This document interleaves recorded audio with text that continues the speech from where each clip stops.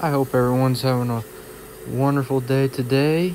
So we haven't made a sawmill video in a long time. Been doing a lot with the skid steer and all the other stuff, but I thought this would be kind of cool, something different that I don't think I've ever posted any videos cutting this thin of boards on this channel before. So um, we were cutting this past weekend, Saturday. We were cutting these really thin boards. I think they're 1/4 inch thick boards, 6 inch wide and 12 or 10 foot long. Total, I think we cut, I think, a little over 1,000 feet, so like 100, little over 100 boards. So, anyways, yeah, we're just cutting this real thin stuff. My dad's cutting here.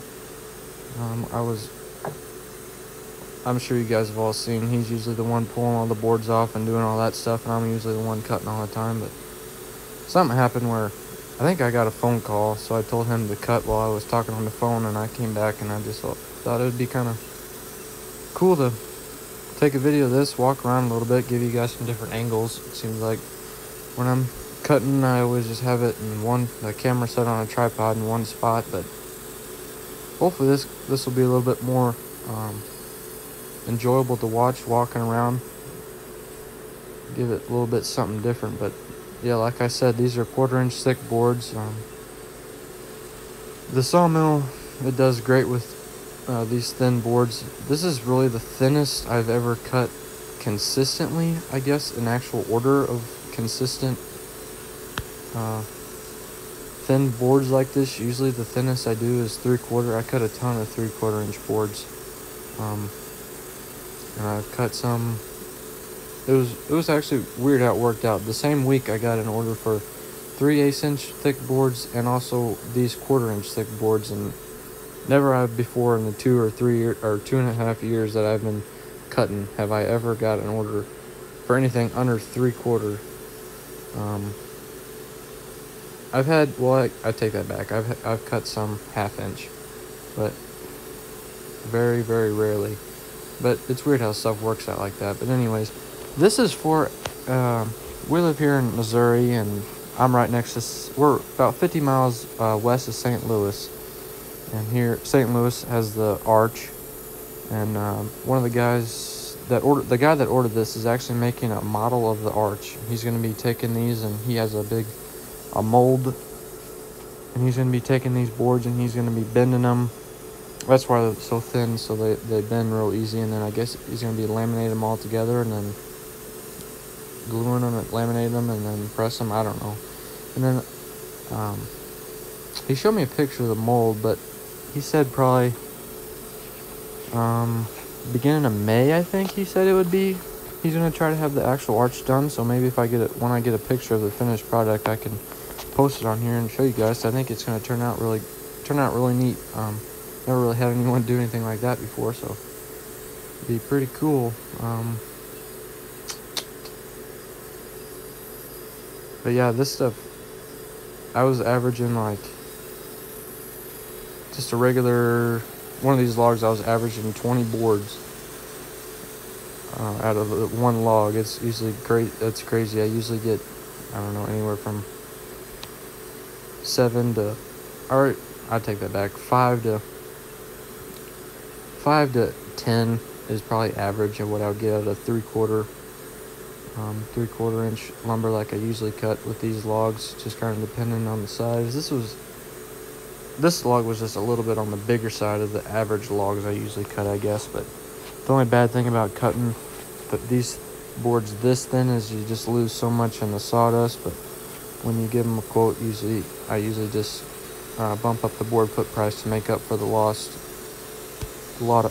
in sawdust that you're throwing out. So, but yeah, if I was cutting for square foot, I'd definitely be having a ton of square feet. But that's why I'm not cutting for that. So I sell everything by the board foot. Sawmill, if someone brings me the logs, I do it hourly, but everything else is all board foot. I'm sure you guys all know that. But anyways, yeah, I think I think we get right at 20 out of this log. 20 boards. Like I said, they're all 1/4 inch thick, 6 inch wide, and 10 foot long. And we cut a little over 100 of them.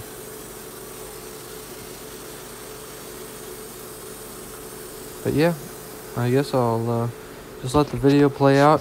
Here's a picture of some of the lumber we were cutting there.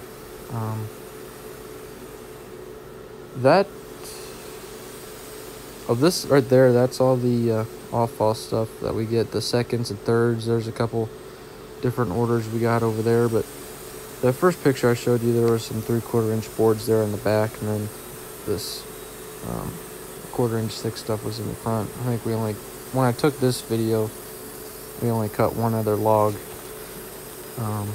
So we had 20 over there, and there's probably 20 out of this log. So anyways, but yeah.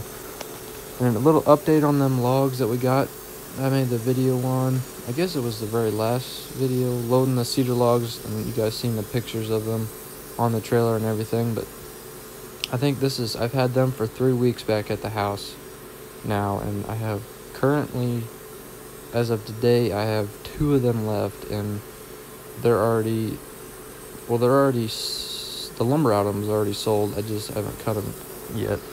But yeah, lately this past month, well, it's actually more than a month, but yeah, it's just been doing really good with selling I just advertised it as custom cut red cedar, and yeah, we've been doing really good with it. We've been cutting mainly 3/4 inch boards for all kinds of different stuff, and then we had a big order for some 8x8 beams, and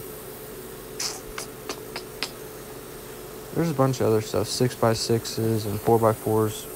Anyways, we cutting a whole bunch of different stuff, but mainly 3/4 inch stuff is really doing good right now. So, and that's easy to cut. Most of them have all been 5 inch wide, 5-6 inch wide boards. So them are very, I guess, low stress.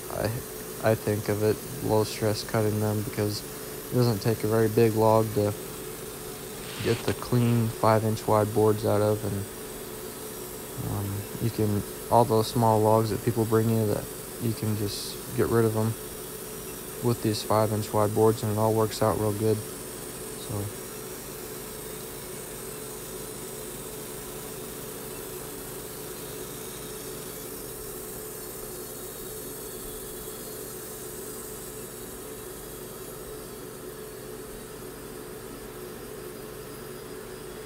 you can just see how thin them things are. It's really neat how good that sawmill is. Here, I just walked by and I seen it. I guess it's that sawdust landing on the hot marker that you don't even know the sparks are doing. When I first started, I think one of the first nights we had the sawmill, we had it running, and it was dark out. I didn't know what was out there until the sparks poured on. Yeah, I don't ever really see that, because I'm always the one behind it. You can see the muscles when they're running a lot. Anyways, thanks guys, I'll see you in the next video. Have a good one.